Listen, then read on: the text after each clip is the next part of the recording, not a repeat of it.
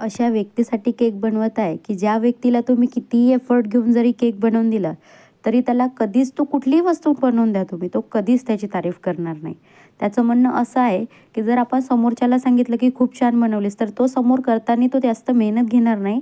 त्यामुळे आपण प्रत्येक वेळेस सांगायचं की नाही मला आवडलं नाही. त्यामुळे तो आणखी मेहनत घेईन आणि आणखी आपल्याला टेस्टी अशी वस्तू बनवून देईल. त्यामुळे तो मला कधीही किंवा कुठल्याही पर्सनला तो सांगतच नाही की त्याला काय आवडले किंवा नाही आवडलं. भलेही तो त्यामध्ये कमीपणा काढेल की नाही मला आवडलं नाही, तू असंच केलं तसंच केलं.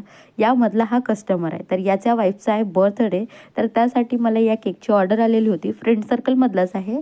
तर या व्यक्तीसाठी तुम्ही किती प्रयत्न करा, तो कधी तुमची तारीफ करणार नाही आहे. त्याला जरी ते आवडलं तरी तो कधी तुमच्याजवळ नाही बोलणार, पण समोरच्याजवळ बोलणार की नाही छान बनवलं होतं.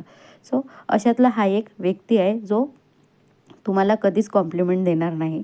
तर त्याच्यासाठी मी त्याच्या वाईफसाठी हा केक बनवत आहे. तर त्यासाठी इथे मी लवकर बनवून द्यायचं होतं, 1-2 तासामध्ये बनवून द्यायचं होतं. पण तो केक न्यायला भलेही तो खूप लेट आला, बट त्याला केक पाहिजे होतं 2 तासामध्ये आणि केक न्यायला खूप लेट. एवढा लेट आला की तुम्ही तो 2 तासामध्ये जो केक नेणार होता, जरी त्याचा जाब विचारला तरी तो तुम्हाला उलट बोलला.